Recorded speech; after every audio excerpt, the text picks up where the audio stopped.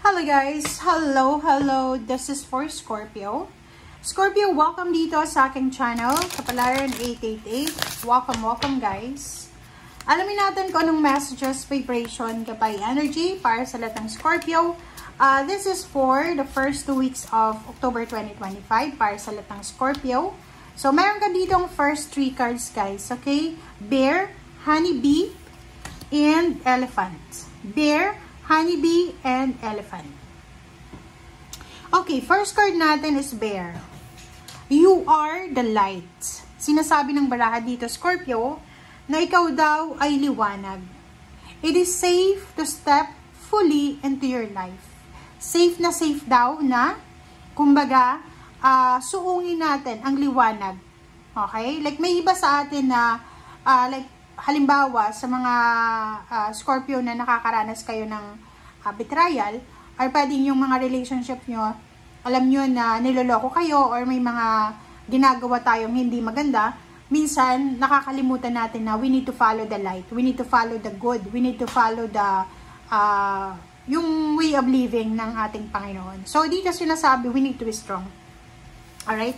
So, ang Bear, this is strength card. So, kung ano man na temptation, maybe nag-undergo tayo ng temptation, or kung ano man yun na pinagdadaanan natin, sinasabi ng bara sa atin dito na we need to be strong. Okay? Alright. So, wait lang guys.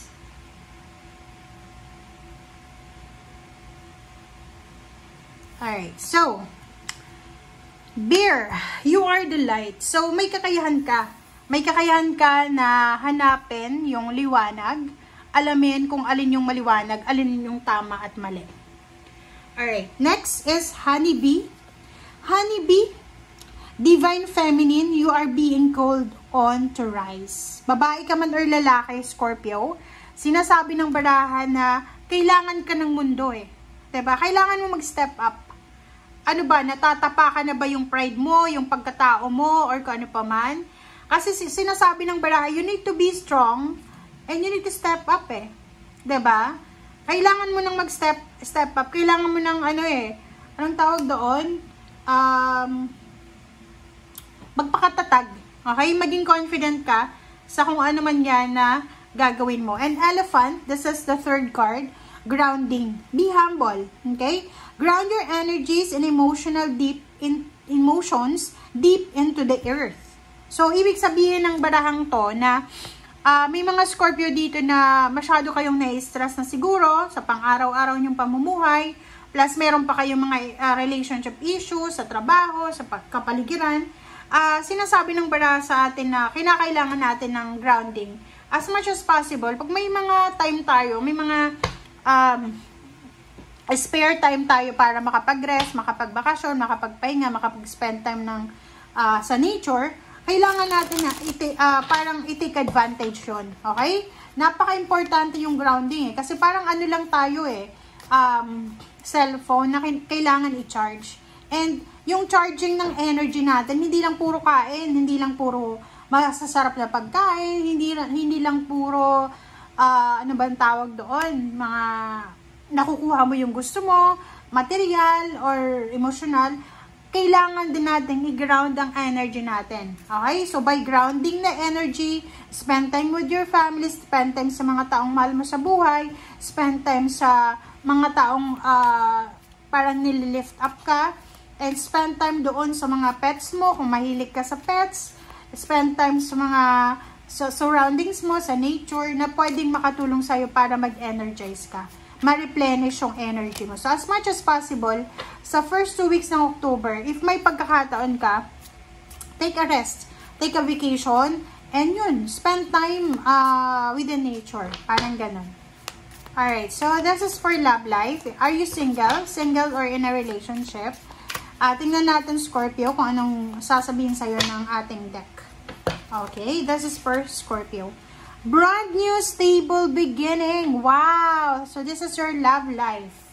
So, kung yung love life mo ay masyado ng malamig, there's a brand new, stable beginning na mangyayari sa buhay love life mo. Okay?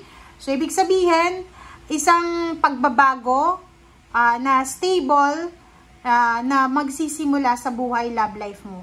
It's either new love life, new friendship, may asawa ka, tapos wala na kayong fire sa relationship, palaging away, gulo. Possible na magkaayos kayo sa 2 linggong ito, magkaroon kayo ng understanding sa bawat isa. Okay. Alright.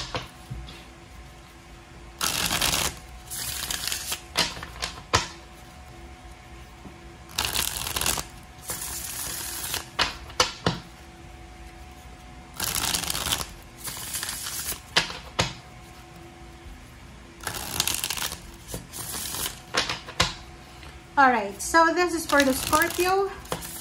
Ano ba ang additional messages na kailangan mong marinig?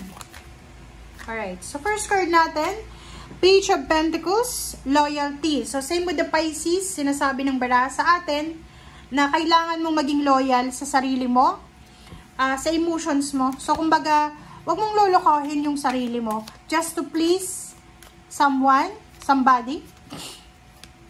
Kailangan mo maging loyal sa ibang tao. At the same time, maging loyal ka din sa sarili mo. Kasi minsan, sa sobrang pagka-loyal natin sa ibang tao, nakakalimutan na natin ang sarili natin.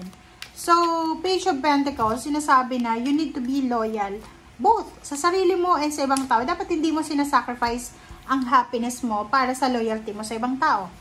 Alright, the Empress. Empress, brand new, stable, new beginning. So, in terms of relationship, nakikita natin dito na there's parang offer, job offer, new job offer, new love life, new source of income, new source of inspiration, abundance. So, kung ano man ito na abundant energy na posibleng magsisimula sa'yo, deserve na deserve mo ito.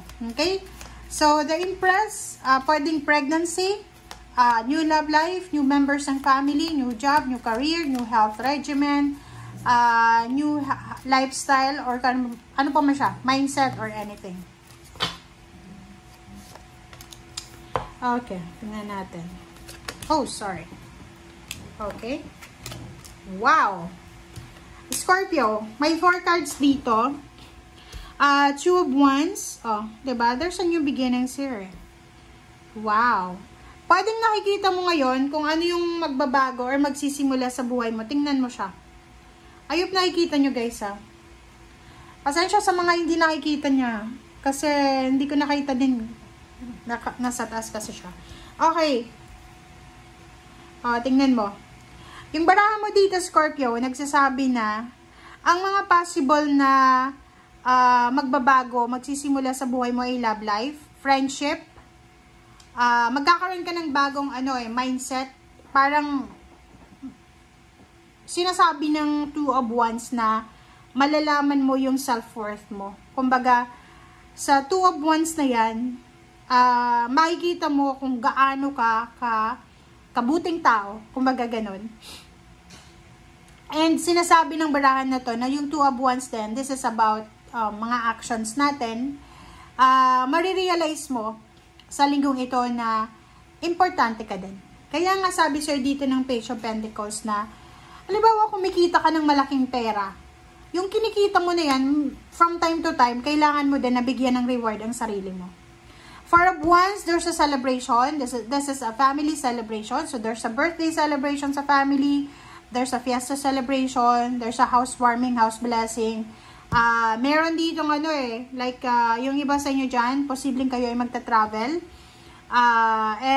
Nakikita ko na you're moving away or detaching yourself from any negativities. Papunta ka sa the star.